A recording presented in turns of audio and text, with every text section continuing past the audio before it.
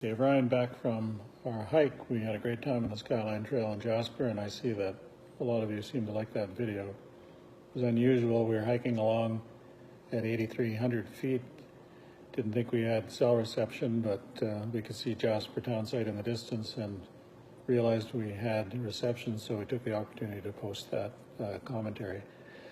So today I'm back in my kitchen at my home. I want to talk to you about the JAMA article about pediatric concussion, and it brings up two concepts about incidence and prevalence. Incidence is how often a particular problem happens over the course of a year.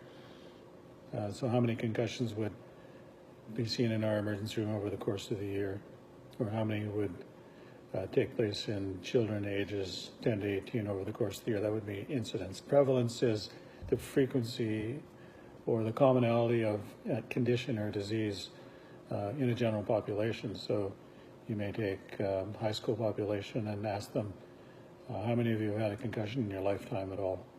And it's generally believed that the answer to the prevalence question is about 1 in 5 youth have had a concussion sometime in their life. So it's common. It's a concern. Incidents we're not entirely sure about. Certainly concussions are underreported for a variety of reasons. If we look at what happens in emergency rooms in general, more than 5 years ago, if you had a concussion, you had about a 50% chance of it being documented on your medical record from the emergency room. That has improved significantly, and there's a recent paper that came out showing that that has now changed to approximately 80% of the time your concussion gets documented on your medical record. Still room for improvement, but a great improvement over a short period of time that reflects not only interest in the general public, but increasing interest in medicine about concussions. Over a similar time period, we have seen a 6-fold increase in publications related to concussion. There's also a difference in the environment of the group that you're reporting or dealing with. I work with a hockey academy, so they are a high-risk group. They play a sport with a high likelihood of concussion. And in fact, the incidence at this hockey academy over the last 9 years that I've worked there is about 25%.